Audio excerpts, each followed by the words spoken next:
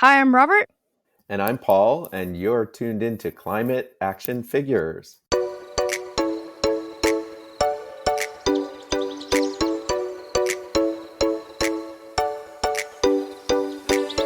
Well, hello and welcome to another edition of Climate Action Figures. My name, as always, is John Whidden, and this week on the show, you get to meet a graphic novelist and one of his young readers.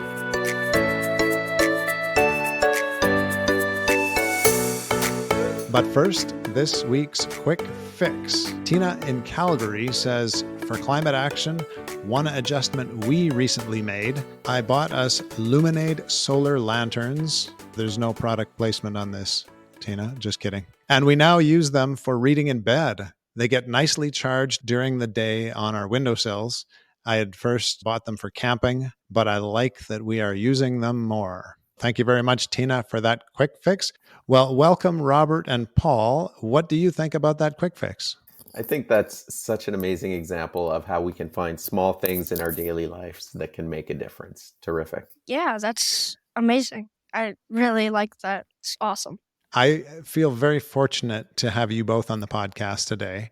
Paul, let's start with you. Would you like to explain how we got connected? Sure, we have a common teacher friend in Alberta, Claire, who does work for the organization called For Our Kids, and she put us together. Yeah, an amazing organization. And shout out to Claire for connecting us. She's one of those connecting people in life that brings people together. I've never told Claire this, but I refer to you sometimes as my agent because you've connected me with 4 or 5 people. So wonderful. So thanks very much, Claire.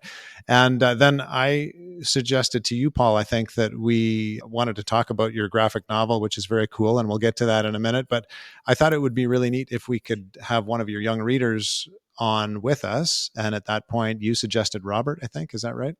That's right. Robert came to mind immediately as a great reader to join me on your show. He actually interviewed you. I was very impressed to learn and watch. And so to our listener, you can go on YouTube and look that up. We're going to give you some connection points to that in just a minute. But then, Robert, I got in touch with you and you mentioned your YouTube channel. I have to say, this guy is hilarious and very serious all at the same time. It's amazing. I will absolutely put a link to his YouTube channel on social media. So let me bring you both together then and ask how you two met. I started reading his book, and we basically just met on social media. So, Robert, once you had connected with Paul and read his graphic novel, for those of you on YouTube, you can see it. If you're listening to the podcast, sorry. But what did you think about the graphic novel when you read it? Steve and Eve Save the Planet. We'll plug the name there too. Yeah. I really liked how it was very kid friendly and it was very expressing on how important the ice caps and the animals in the north are. It's a great story. Also, great artwork, like the Northern Lights theme that runs throughout it. The bear has Steve's the bear, right? Steve's the bear. Steve's got these paws that have Northern Lights colors, and they eventually drip and heal things. It's very cool, and the artwork plays so beautifully into that. I'll just ask you, Paul, what are the origins of this graphic novel that you've created here? Sure. It all started actually, hard to believe, 8 years ago when my now 16-year-old daughter was only 8 years old, and we first test drove an electric car, and she hugged it.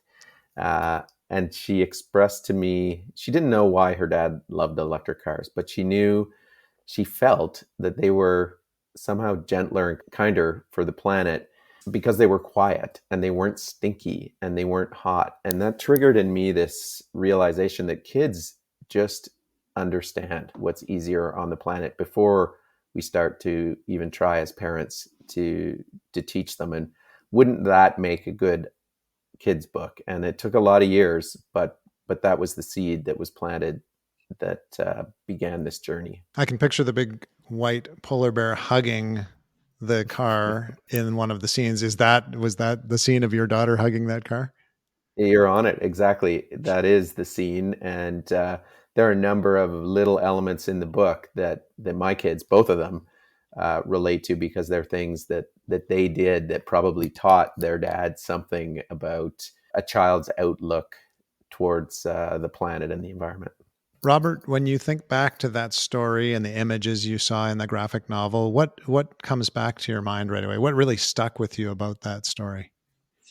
So I like how in the story he kind of heals everything he touches. For example, when the group of friends are fighting, he starts to calm the fight down, for example. Paul, as you're listening to this, I see you smiling. When you hear people talking about this, does it bring a different perspective to this story to you? Yeah, it does. I love listening to kids' interpretation of the story, and what Robert's touching on there is a fundamental message in the book is that really kindness heals everything. Kindness is the root for healing the planet. And Steve the bear and his magical paws, they're fueled by kindness. And when everyone's kind, Steve's powers to heal the planet go into high gear. Now, from the time you finished this work to now, has your view of it changed in any significant way? That's a great question. Not too much. I think if anything, my hope has been elevated by the reaction to the story and to the subject matter becoming all that more common in schools, common around dinner tables. So I think since my work started, my hope level has only gone up. Oh, that's great. Now, did I hear correctly that there will be another potential book in this series? Yes, it was designed to be a series, as most successful graphic novels are, and we're working on the second book. Stay tuned. All right. Robert, do you have any suggestions as he goes into writing the second book in the series? Not really. I'm just excited. No? Just curious to know what's happening next, right? Yep. Now, Paul, can we give a copy or two away today? Or two, I'm pushing my luck here. Yeah, absolutely. Let's give a couple away. Well, that's very kind of you. And I would love to do that just by saying the first two people who contact us via social media or our email address, let's just plug those while we're at it. It's climateactionfigures@gmail.com. That's all one word. And you can find us on social media at climateactionfigures. First two people that contact us get their very own copy delivered to their door. So thanks very much for that, Paul. Now, Robert, we need to hear more about your journey as a YouTuber and climate activist. May we have you back on the podcast next season? We don't have enough time to get into the details today, but could we have you back on another episode? Yeah, sure. That would be great. All right, we will definitely do that. But before we, move on and wrap up the episode today, could you just give us a brief look at what brought you into the environmental world, into environmental action? Yeah, no problem. So when I was little, every year I go to Orlando Disney, and I went to Vero Beach on a turtle watch, and I saw like a bunch of baby turtles hatching out of the sand. And when the naturalist left and I was walking along the beach, I saw one last baby turtle struggling to get to the ocean. So I protected it till it got to the ocean. So that really just kicked something in me, and I now apparently have a love for animals, and that's kind of how I started my YouTube and climate journey. That's a beautiful story. How old were you when that happened, Robert? Think somewhere around 4 or 5. Wow. I'm going to flip that question to you now, Paul. What got you really involved in environmental causes? I think it was really my kids when they were very young, and I realized that climate was becoming a heavy topic for children, and I wanted to see what I could do to uplift and help cultivate a sense of hope and opportunity among young children so that they grow up wanting to be part of solution making. Speaking of solution making, I need to ask you both what your climate action is that you've chosen to share today. So since we're with you, Paul, let's carry on. What is your climate action?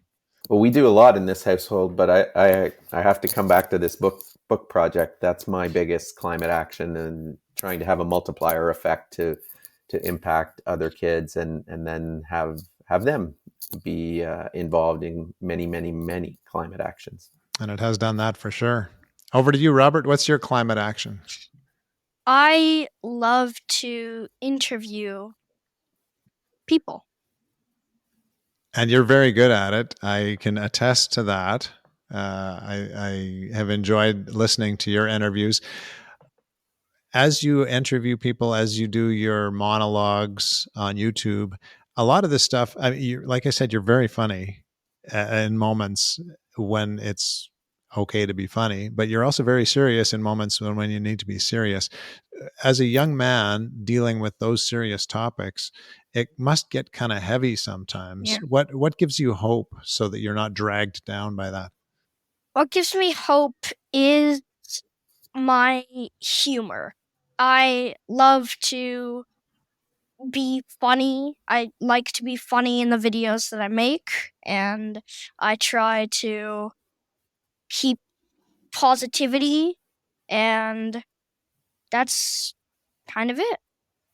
Well, humor will certainly do that. How about you, Paul? What gives you hope?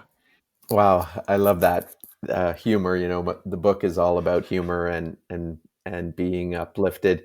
But what really gives me hope on a more global level is there's just so many examples of how human beings can solve incredible problems when they put their minds to it, and how the things that we do can change incredibly quickly. So I'm very hopeful that we're reaching a tipping point where we are caring to do something about climate, and that once we put our minds to it full force, we'll get the job done. Here's to the tipping point. Thank you so much for joining us today, Paul and Robert. And thank you, dear listener. We will be back next week, same time, same place, to hear from another climate action figure. Until then, go figures. Go figures.